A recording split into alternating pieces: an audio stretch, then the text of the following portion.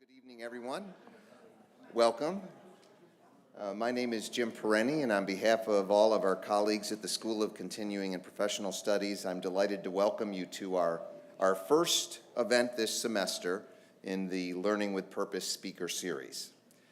Like the coursework in our top-ranked academic programs at SCPS, this series combines theory and practice for meaningful learning opportunities. Throughout this year, SCPS faculty and a variety of relevant thought leaders will bring their real-world experience to this series, where we will discuss important practical subject matter, as we are doing this evening, along with addressing some timely and critical issues impacting all of our communities, as we will do in the weeks to come.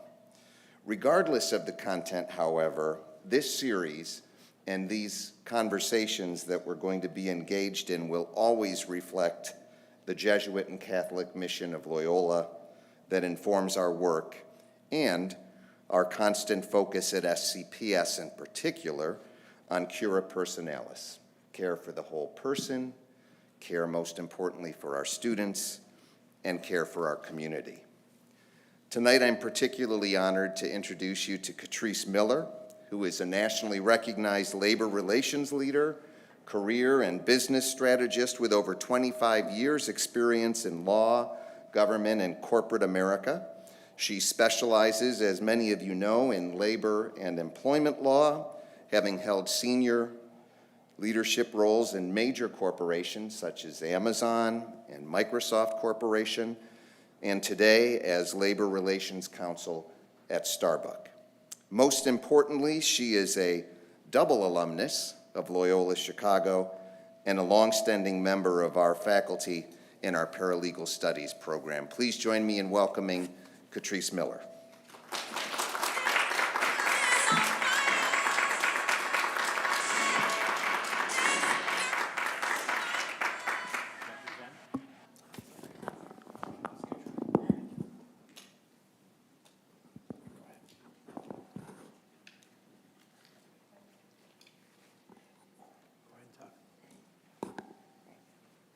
Okay, hello, good evening, everyone. Thank you so much for joining us tonight. Tonight we're going to talk about something that impacts every single one of us, and that is the ability to build financial security through smart career moves. The workplace is changing extremely fast. I'm sure we all see the news, we see the headlines, and so many of us are working harder, but feeling as though we're not moving forward. So my goal tonight is to bring you real practical advice, not fluff and theory, real practical advice that you can walk away with and implement after this presentation. But first, before we dive in, let's do a quick temperature check of the room. So this is the part where we do audience participation. Oh, no worries, I'm not gonna call anybody out individually, but, okay. So yes, we're gonna have someone get, okay. All right, okay, no worries. Okay, yes, so we're gonna do audience participation, but it's a fun icebreaker, and it really is meant to gauge where we're all at financially and where our fears and our concerns are. We're going to do a little bit of a quiz. Don't worry, it's gonna be anonymous, no pressure there, but we like to just kind of get a gauge to see where everyone's at and what their concerns are within this particular area. So let me just switch, let's see. Okay, yes.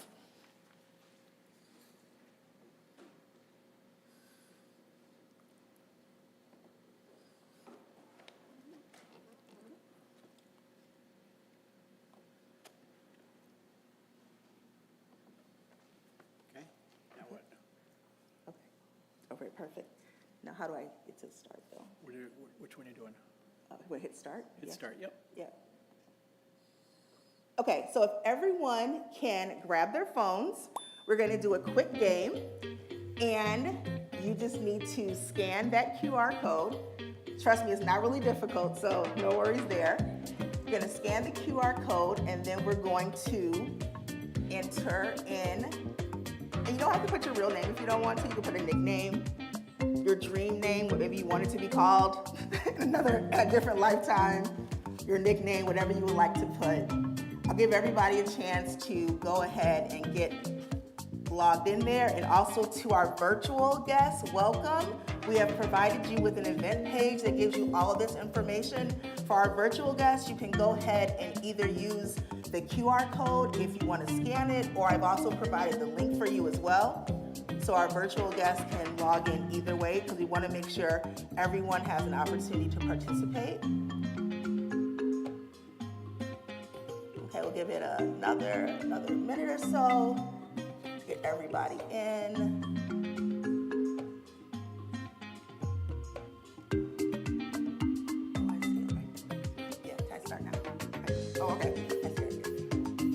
Okay, all right, so I'm gonna go ahead and hit start so we can see what our question is. Okay, you're fine. Yeah, take your time. Want to make sure everybody gets a chance to participate.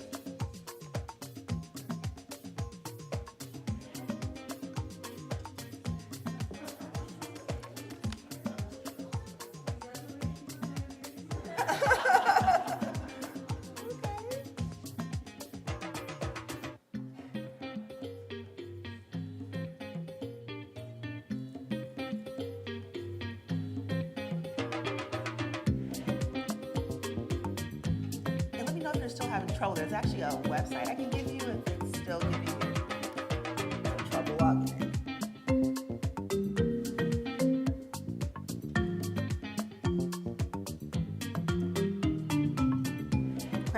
Okay. All right. We'll go ahead and start. Okay, so here's our question coming up. All right. Okay, here we go. All right, so our question is, when you think about your career, your finances, your future, and everything right now, what is your biggest challenge? So we're gonna have about 2 minutes to answer this. We have these divided into categories. The first is gonna be debt. That's gonna be actually paying off debts such as student loans, credit cards, anything in that category. We also have in the blue box your expenses. Those are going to be your day-to-day expenses, your household expenses, rent, mortgage, costs of raising children, car note bills, those types of things. Then we're going to have in a green box, those are our investments. For this person, you're good right now, but you're concerned about the future. You don't really have quite the investment portfolio or the savings that you would like to have for yourself and your family. And then the last one over here is going to be, employment. These are people who are concerned about either their job that they're in now, potentially having a layoff impact, or maybe you're looking for a job at this current time.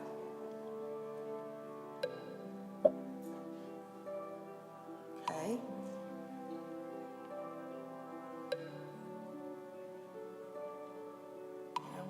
Okay, I think everyone has had a chance. I think I can maybe let's see if we can skip.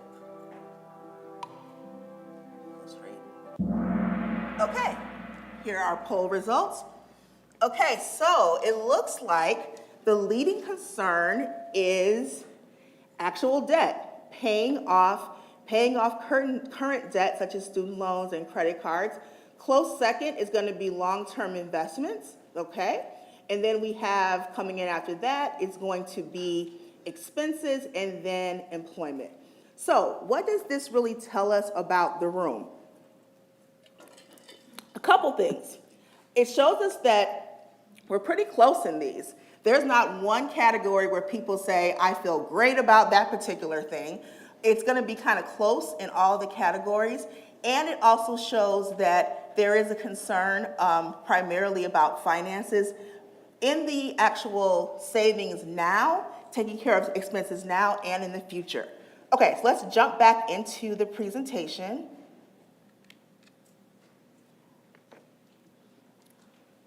You help me with that? I think it's the last time I would need that.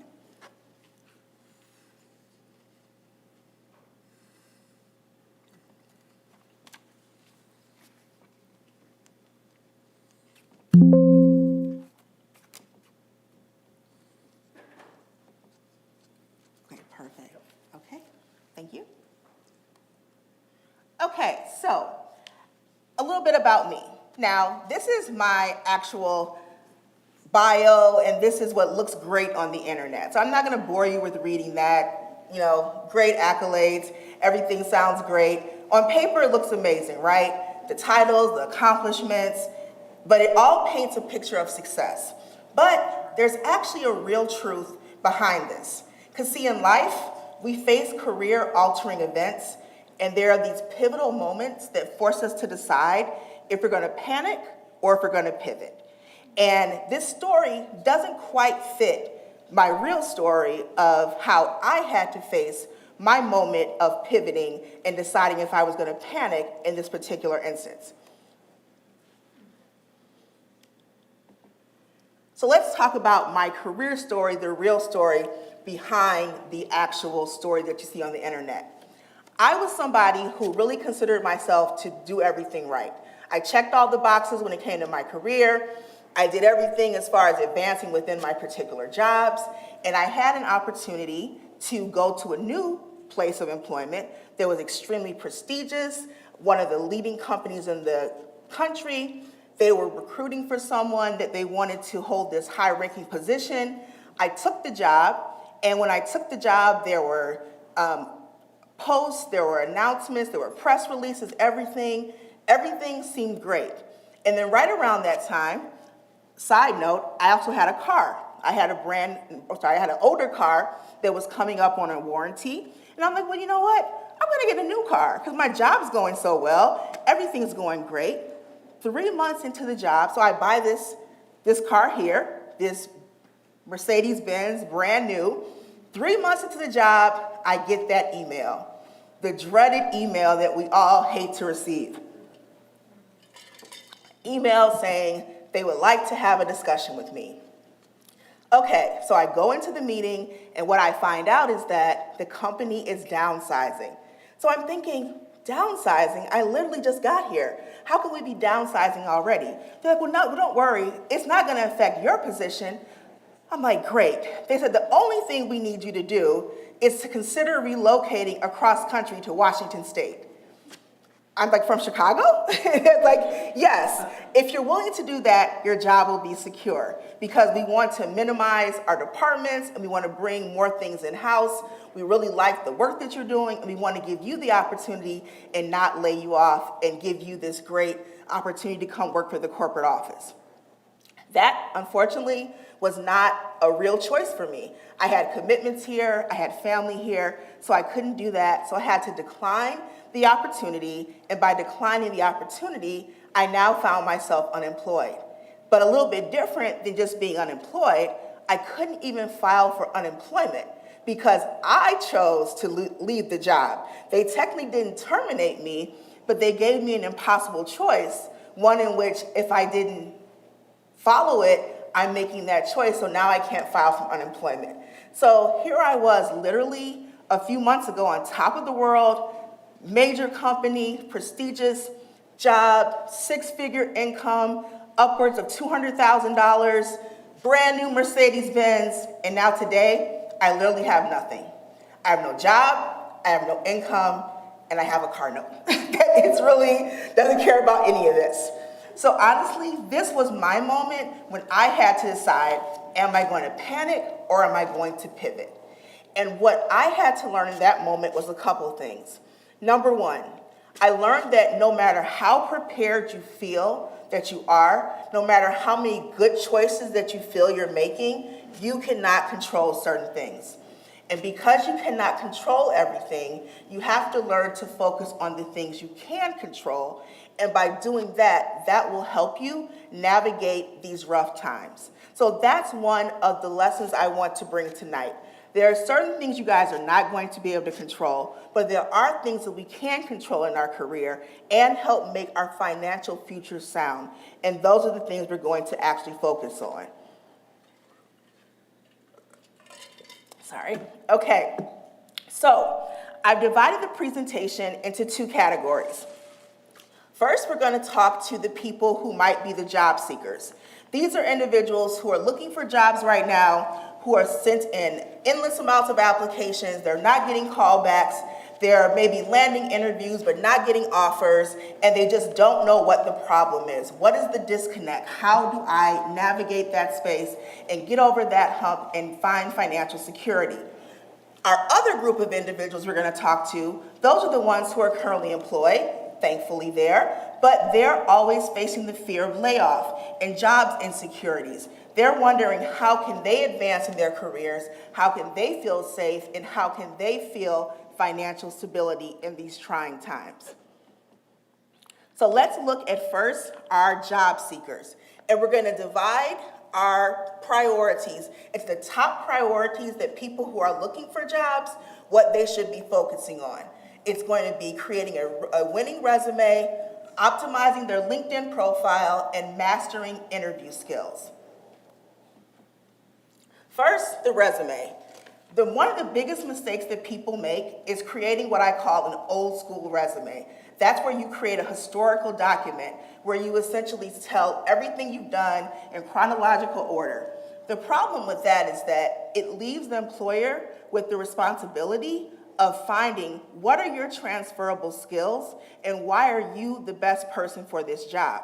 So in this day and age, there's going to be a theme, and a reoccurring theme that's woven throughout this presentation and throughout your actual job search. And that is that you have got to go above and beyond, think outside the box, and do everything possible to make yourself stand out to employers. The first thing we're going to do is start to create what's known as a marketing document for our resumes.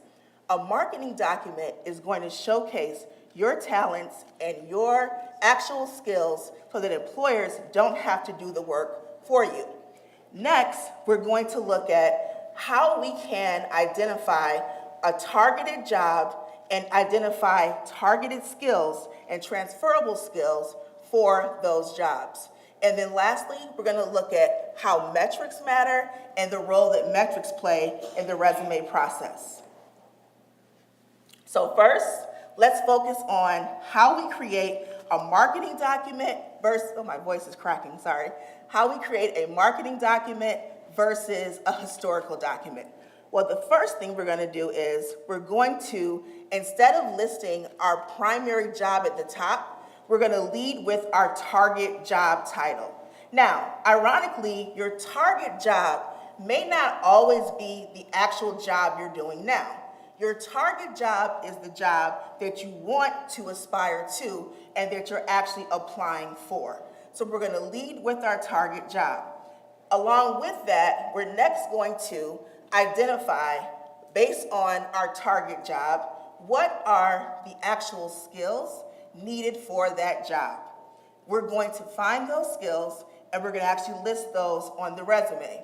Now, what you also have to do is you have to figure out, of those key skills, which skills do I actually have that I can showcase and show the employer that they don't have to do the work. I'm showing you that I am the best person for this job. And then lastly, you're going to want to target your top achievements. What achievements have you completed and honors have you earned that will show that you are the best person for the role based upon the target job that you're applying for? After you do that, you're going to end up with a resume that looks like this.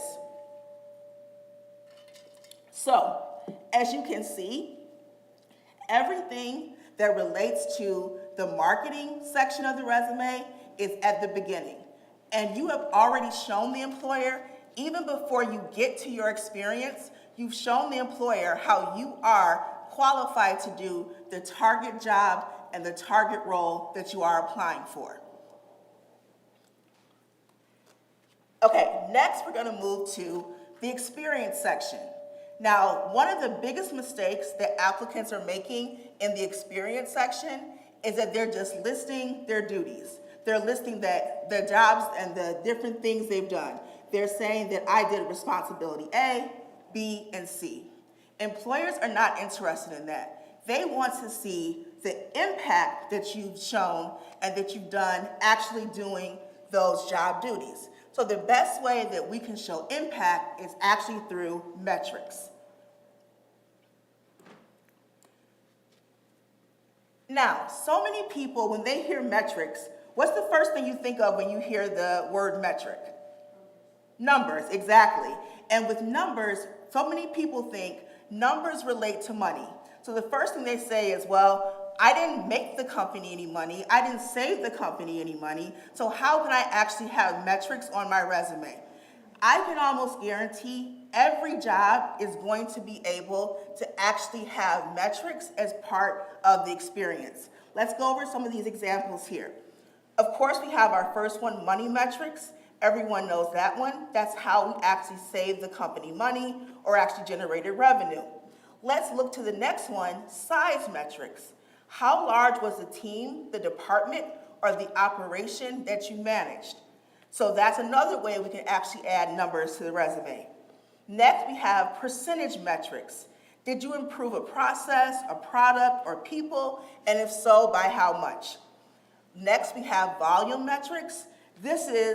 And that actually for this one, I included an example that's based on a receptionist, just to show you this really works for any job. So instead of the receptionist saying, I handle phone intake, or I handle customer service, by adding these metrics, we show the benefit that she was or that he was to the actual company. And then lastly, we can have comparison metrics. This shows how your performance stacks up to others. It can be within your actual company or within your industry. So when you combine these things, your resume is no longer just a historical document. It now is a marketing document that's going to make you stand out amongst the crowd. Okay, the next thing we're going to focus on is optimizing your LinkedIn profile. Now, LinkedIn is an amazing place with so many different things, bells and whistles, and so many great things that you can do with LinkedIn. But let's just focus on the top 5 things. If you do nothing else, these are the 5 things you absolutely must have in a winning profile for LinkedIn. Let's start first with the picture and the banner. Okay, let's start with the picture. Does anyone want to volunteer? What's wrong with the top pictures that we have there? Yes. The middle one should not include peace sign. Yes. Do you want me to go for all 3? Oh, sure. Okay. Okay. Sure. The top left, man, I feel out of it. But I guess they are not, because you age out of that graduation stage, you want to have a picture that maybe like doesn't say, oh, I'm a student, or I don't know. Mm-hmm. Yep. And then the last one, it looks like a prom photo. Mm-hmm. So that awkward. I mean, it's a nice. He looks nice. Mm-hmm. But it's just like because of the corsage, it's a dead giveaway, or maybe like wedding. I don't know. No, excellent. So many times we put pictures that mean something to us, but they mean nothing to the employer. And really all 3 of these kind of hit on that mark. They're different occasions and different scenarios, but they really are all things that are important to the actual person. You're absolutely right about the college picture. While that's a major accomplishment, we always want to be thinking forward. So it's great to have graduated from college, and maybe like the week that you graduated from college, have your profile picture of that cap and gown. But going forward, we want to move away from that. Same thing with the other casual pictures. Probably mean a lot to those people, but nothing to an employer. These scream unprofessional. Now, I'm not saying that you have to actually go and spend a ton of money. And we're actually very fortunate tonight, leads into a great segue. We have an amazing photographer here in the house who is actually volunteering his time, and which is amazing because this is really a great tool and a great resource because this is what people look at first. So it's amazing to have this wonderful profile picture. So take advantage of that if you haven't already done so, because it really is a great asset. Now let's look at the banners. So with the banners, one of the leading mistakes we see is having nothing. I want you to think of your LinkedIn profile as prime real estate. Or almost think of like back in the day where they only had advertising, you had to pay for advertising, there was no social media. And so in that case, when you had to pay for advertising, you would never have an ad with the page being blank. So you want to think of your banner as the same thing, because this is one of the first things employers are going to see. So the question may become, well, what do I put in the banner?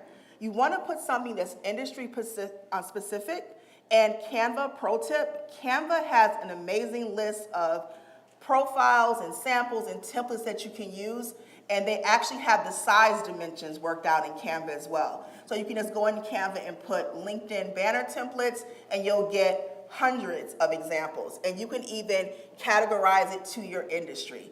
Another mistake that a lot of people make is that they actually put their employer as the banner. Now, I'm all for working hard. You heard my bio when I was first announced here. I worked extremely hard in my industry, but this is my page to profile myself.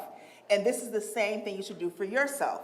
Now, unless you own Microsoft or Coca-Cola or Pepsi, then put it up there and we need to talk. If you own those companies after the event, but I'm guessing none of us own those, right? So sometimes we can have so much brand loyalty and employer loyalty, we miss the mark and we have that as our banner profile. So I encourage you to don't leave it blank and put something that is industry specific but specific to you. Okay, let's now turn to the headline. Another misstep that a lot of people make, and this is the headline is the area right under your profile picture. So many people say, I'm a software engineer at Microsoft. That's great, but that information is going to be in your experience section. So now you've also wasted another opportunity to showcase your skills and who you are by mismanaging this section. So for our headline, we want to have this combination, this formula. We want to list our target job title, not necessarily the job we have, the job we want to have. So I work with paralegal studies, so I always tell my students, don't list I'm a paralegal student. You should list the target job you're aspiring to. So you can list that you're going to be a litigation paralegal, for example. Then we're going to list the key hard word skills that follow that. What are the skills you need for that job that you actually have? Maybe list approximately 2 or 3. This does have a limit on spacing, so you can't put too many. That's a good thing. You don't want it to be congested. So you're going to list maybe 2 to 3 hard skill keywords, and then most important, your unique value proposition. This is the statement that you sum up who you are in one sentence. And you should be able to articulate that not only here on a headline, you should be able to say this if you're at an event like this or networking opportunities. What is your unique value proposition? Who are you and what result do you bring to a company, to an employer, to a client, whoever you actually service? All right, now the last thing we're going to look at for LinkedIn is the skills section. This is another area that so many people miss.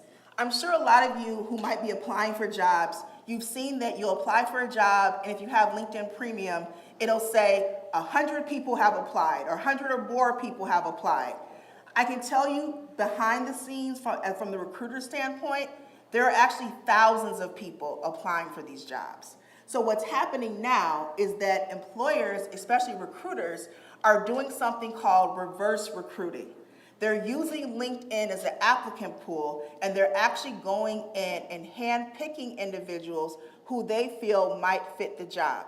Now, you may think, well, why would a recruiter want to help me?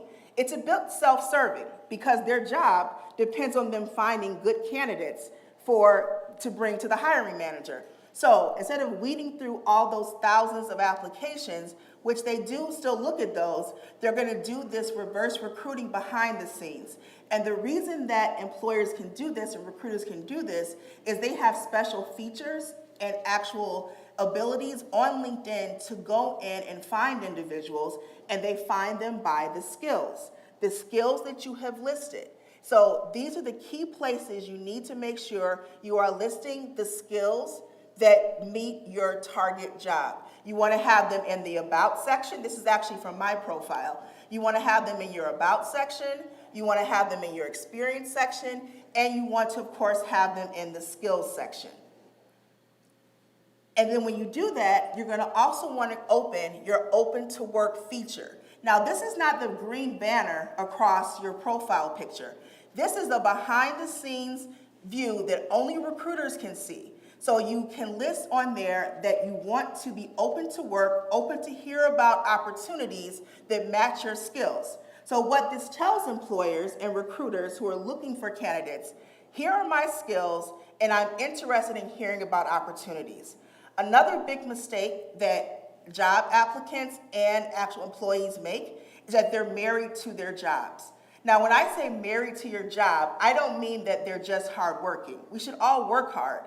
I mean they're married, meaning they have tunnel vision, only focused on the job. Much like a husband should only have tunnel vision and just focus on his wife. That works in a marriage, definitely works in a marriage, but does not work for an employer.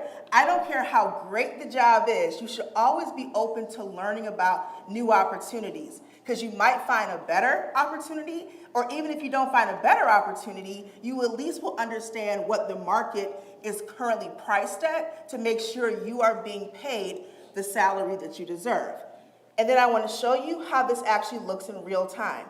These are opportunities that I received in my actual inbox in LinkedIn based upon me having my profile optimized correctly. These are actual recruiters who have contacted me to see if I'm interested in jobs. So this really does work.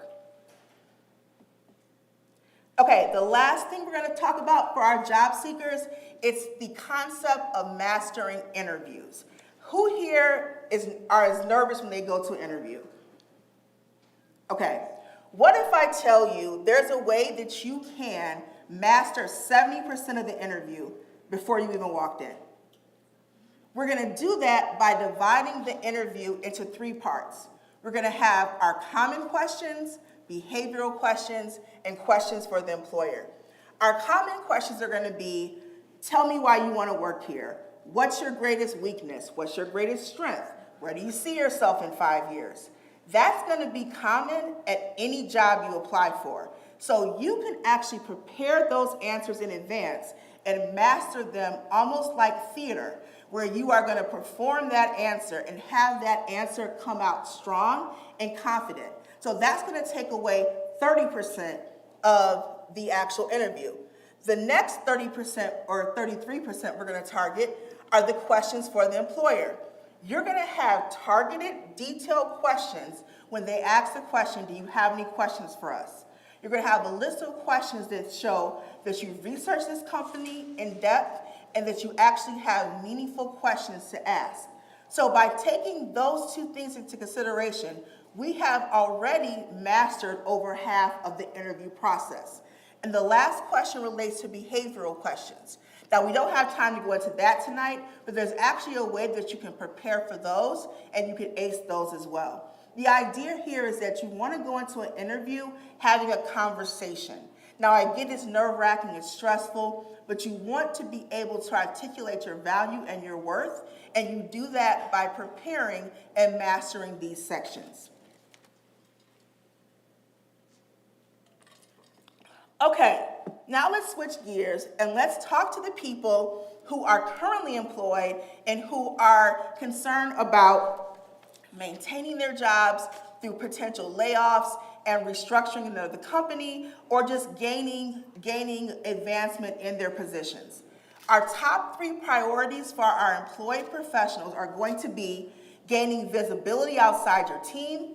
It's going to be creating a personal performance plan and SMART goals, and becoming an innovative problem solver.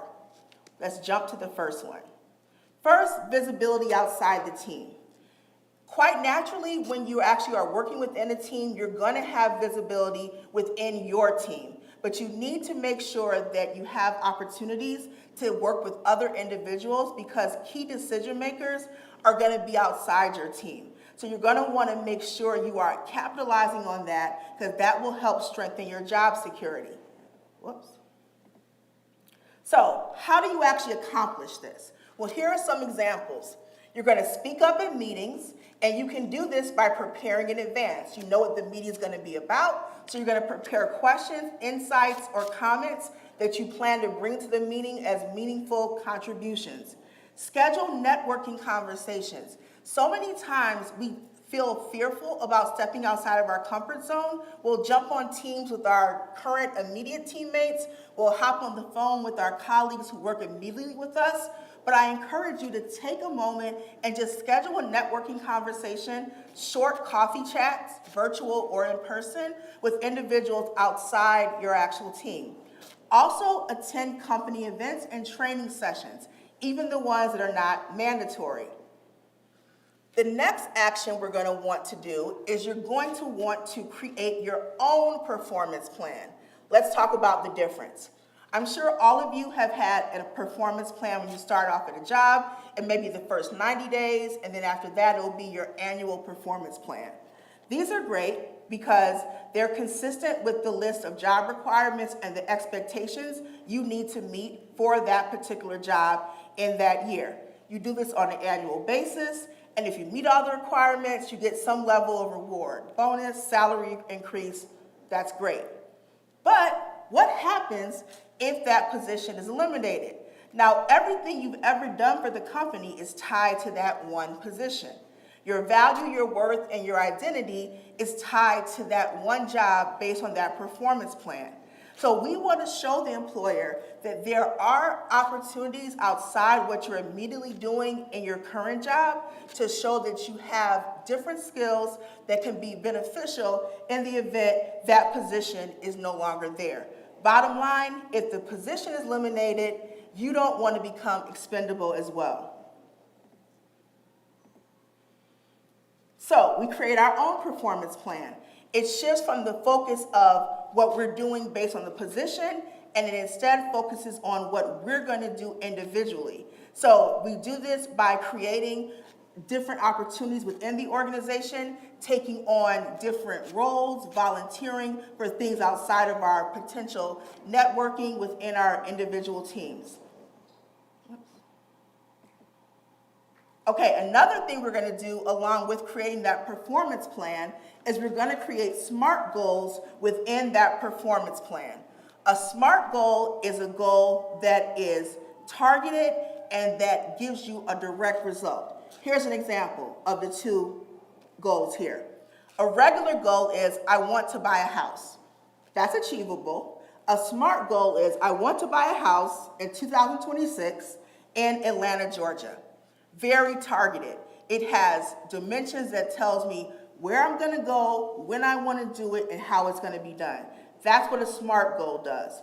A SMART goal is well-defined, it's clear, it's measurable, it has some time frame on it.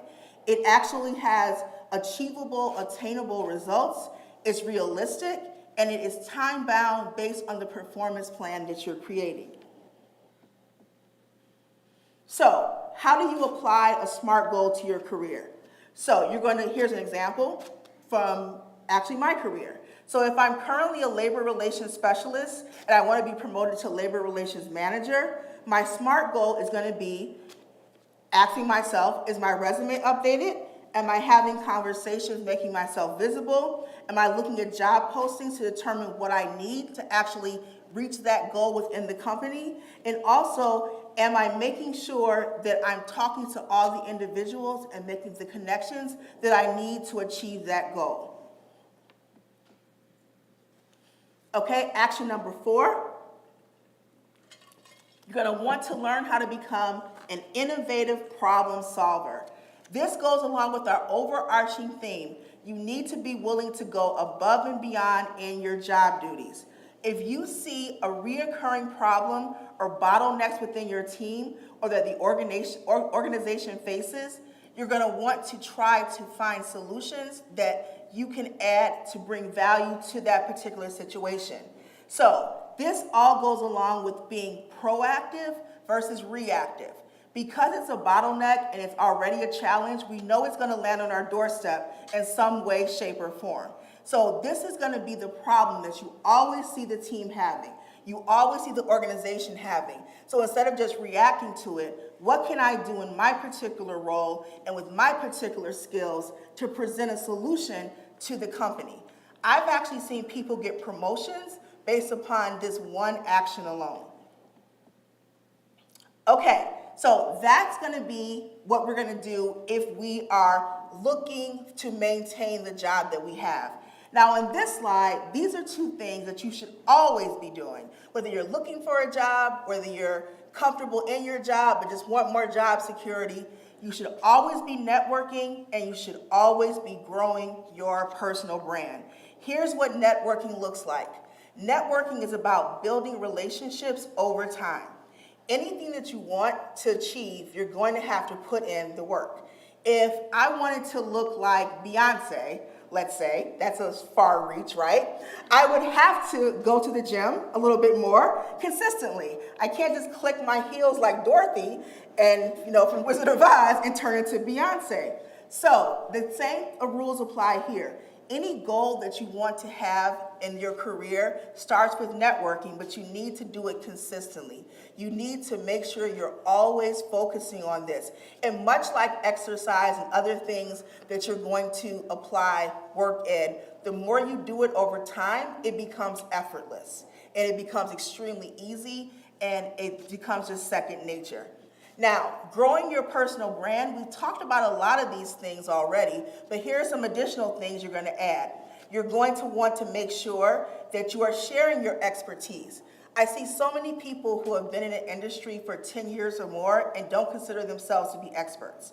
You can write articles on LinkedIn, you can create a LinkedIn newsletter, you can come and give speeches at your alumni school events. There are so many stages where you can showcase your expertise and create yourself and market yourself as an expert. You can attend conferences as a speaker or as a guest. So I won't go through all the lists, but the takeaway here is making sure you're always making this a priority, because you don't want to wait to do it when you need it. You want to be able to flex it when you've already maintained it, so that way it's there for you when you need it to be used.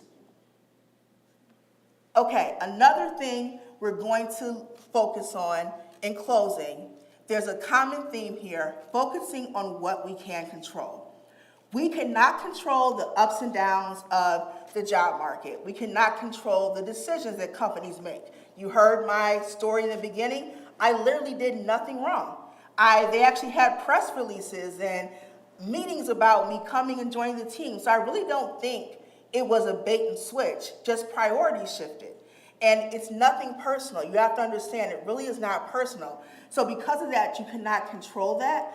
And you also cannot control changes in the government policies and administrations. I worked for the federal government for 10 years.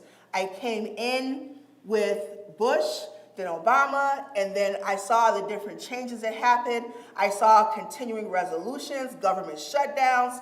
Cannot control any of that. So what you need to make sure you're doing is not having a panic response. A panic response says, when these things happen, let me apply to everything, let me just take whatever I can get just so I can get a job. It's the scarcity mindset. You definitely don't want to implement that. Another mistake that people make is that they start having this martyr mentality. Well, I'm not going to take any vacation. I'm not going to take any breaks, trying to show their loyalty to the company. You're entitled to those things. And at the end of the day, that's not going to save a job. So you should always make sure that you are focusing on making sure you're maintaining those things and protecting your mental as well as your physical well-being. So what can you focus on? You can always focus on how you present yourself and going above and beyond expectations and choosing to follow actual trusted strategies and proven guidance.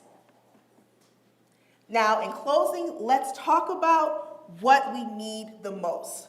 I want to leave you with something bigger than just strategies and techniques, because at the end of the day, success in your career isn't just about tactics and procedure.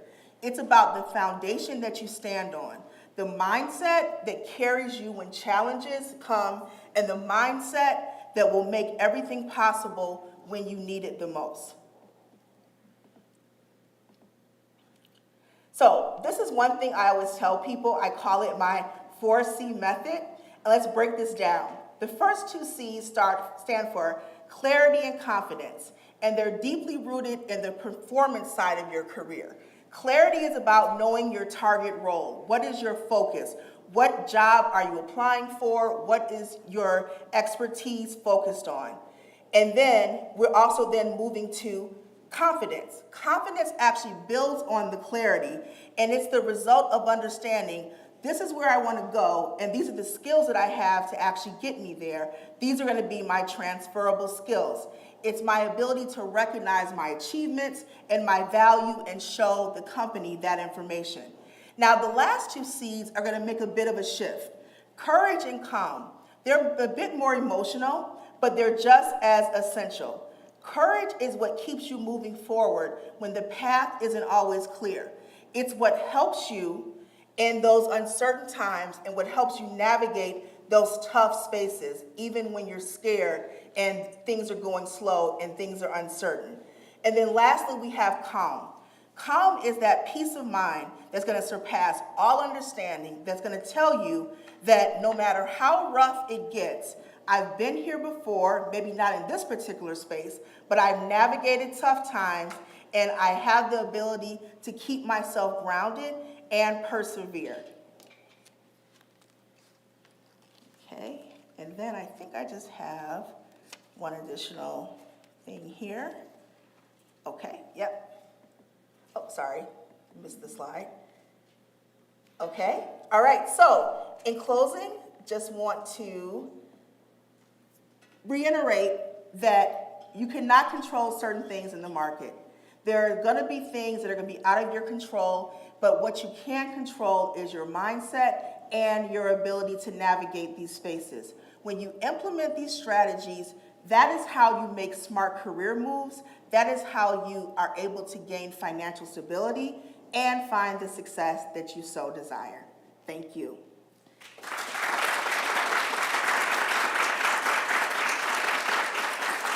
Okay, now I want to take a moment. If anyone has any questions, happy to answer any questions you might have.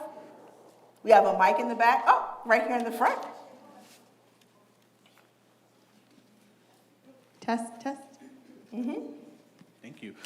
Thank you so much for all this great information. I think one of the biggest concerns that I've been hearing from folks who are in the job searching process is how AI and other types of generative technology are impacting the job search itself.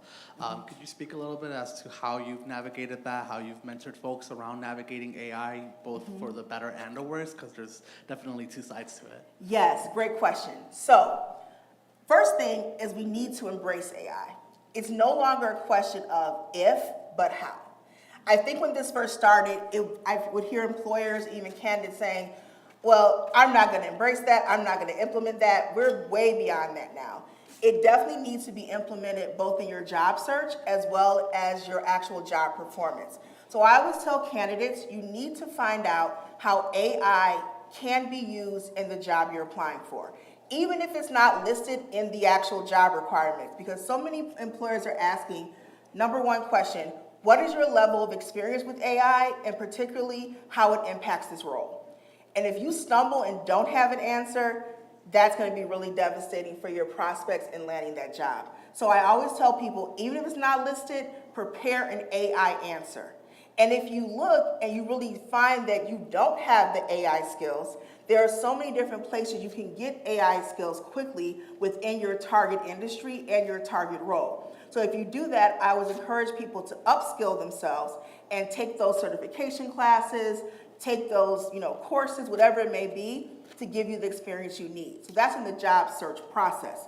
Actually, on the job, we need to start using AI responsibly and understanding it can significantly enhance the job that you're doing. It's not going to take the place of the job because it doesn't have the capability to understand the network, understand the politics of the office, to understand the nuances of the team, of the industry. It's a great tool, but you're the person behind the tool. So I encourage people to find ways that you can implement it within your job, even before it's called upon. So you want to be the person to say, you have found a way to implement it even before they ask, because if you haven't seen it yet, it's definitely going to be coming. Okay, any other questions? Hello, my name is Sydney. Also, thank you so much for coming here and talking from your experience. I couldn't help but laugh when you were talking about, I guess, for me, don't laugh, but it's fine if you do. It's like the reverse searching, and I'm sorry if I Yeah. misused it. Okay, to me, I was thinking, so basically recruiters are doing reverse psychology, making you think that a less amount of people have applied to the job, like with the 100 applicants thing, when really it's like that 1,000. So would you say it's reverse psychology or no? Yeah, so, well, I will say there's a lot of psychological things going on in job search. Whether it's intended or not, I don't know. But I do think you're right. It's a lot of things. And maybe we just have a heightened sense of awareness because we're stressed about the job search. I don't know. But I do feel like what you're saying is somewhat valid. Now, the actual language that you'll see, it'll say over 100 applicants have applied. So it doesn't say actually 100, it says over. If you have LinkedIn Premium, I believe you could actually see the number because I've seen the number and I'm not actually in recruiting right now. I'm in the labor market space. So I've seen like the actual 800, 900. So I've seen the numbers and I've heard the recruiters talk about it. So what recruiters have is they have that ability to kind of go behind the scenes and find individuals. But what people don't know is that even recruiters have a limited amount of something called in-mails. In-mails are like, LinkedIn doesn't want recruiters just to be reaching out to everybody all the time whenever. They have like an amount of number of these systematic emails they can send out. So they really are going to make sure they're being targeted and who they're using that mail opportunity for. So let's say they have maybe 20 of them, right? If they have a profile, 2 people who are in HR manager spaces. One person, maybe same amount of years of experience. One person doesn't have any skills on their LinkedIn profile, and they're not showing they're open to work.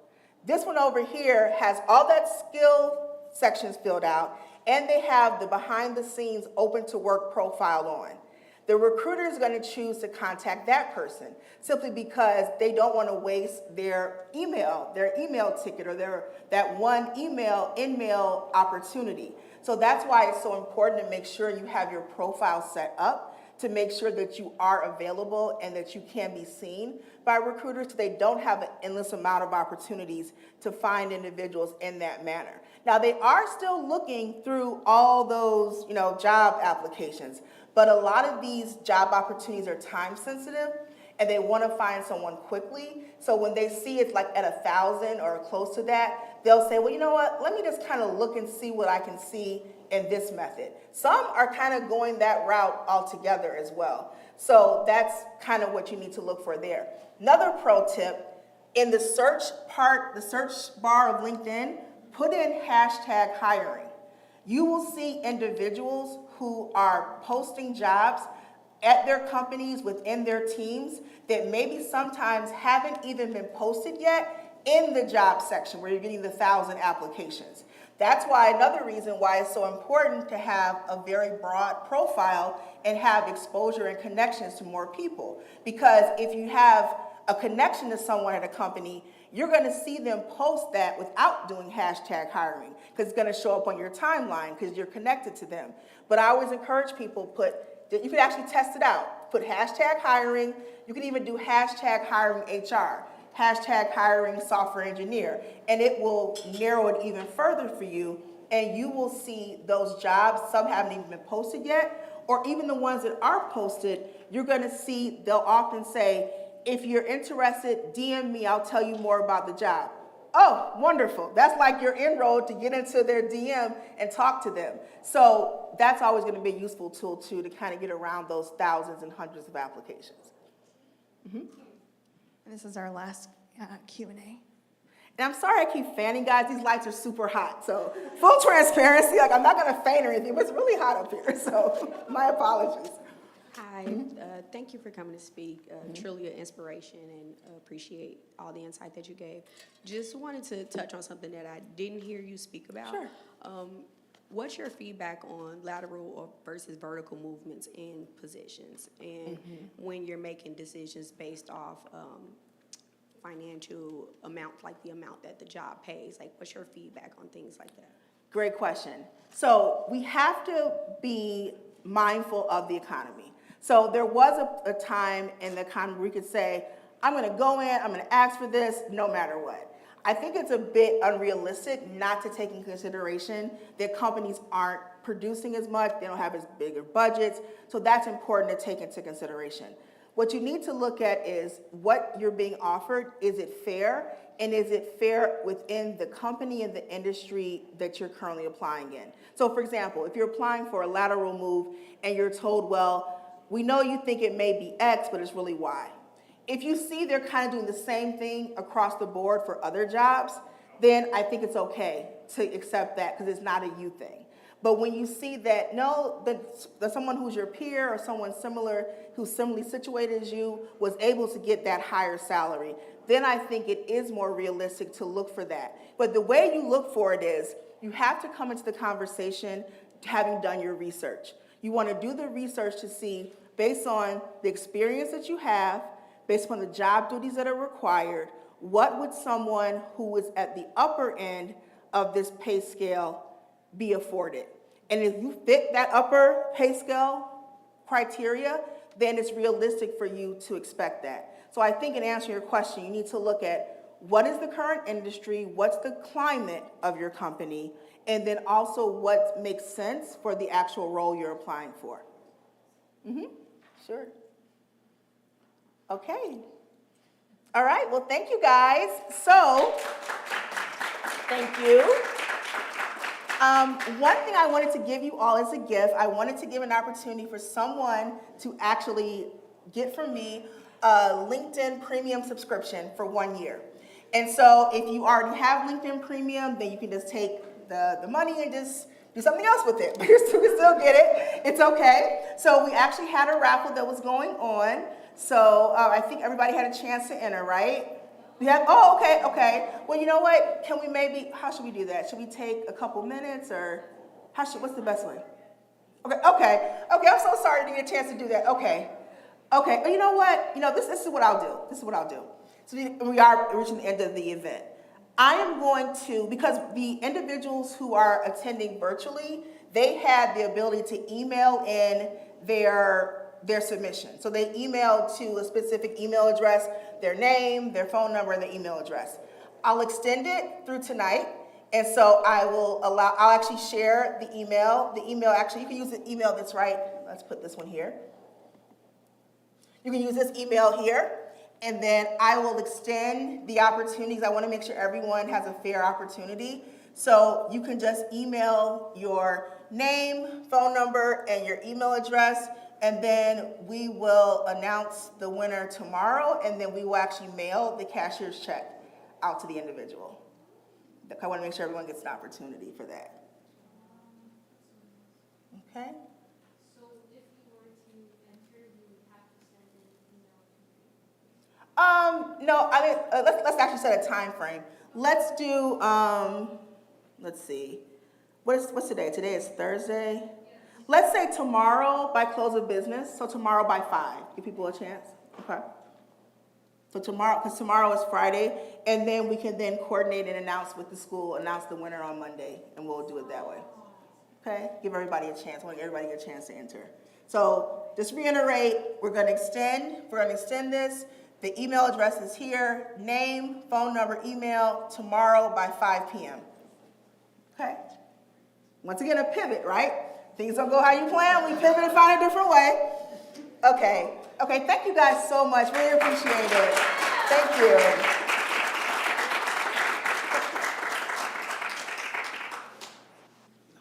Thank you so much.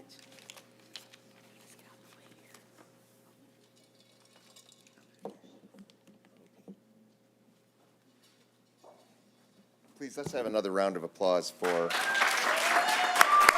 Katrice. Thank you very much. I want to thank all of you here with us this evening on the beautiful Water Tower campus of Loyola, Chicago, as well as all of you joining us online. We are excited about this series moving forward. Our next event will be with Father James Martin, a member of the Society of Jesus and editor-at-large of American Media. and the coordinator of the International Outreach Program, which of course serves LGBTQ Catholics in the church and beyond. It is co-sponsored by our Office of Mission Integration, and it will take place only online Thursday, October 16th from 6 to 8 p.m.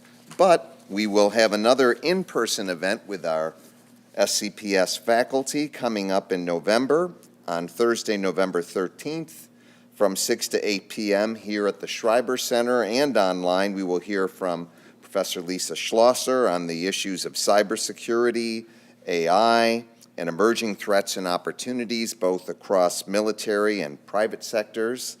Professor Schlosser is new to us and teaching coursework around cybersecurity and AI.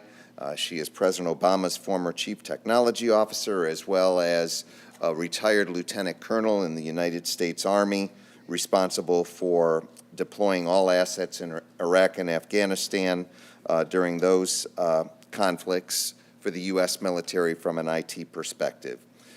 So we look forward to those conversations, and there will be more to come in the spring semester, but for now, I thank you all for joining us here. Thank you for joining us online, and especially thank you once again to our outstanding instructor from our award-winning Paralegal Studies program, Katrice Miller. Thank you so much.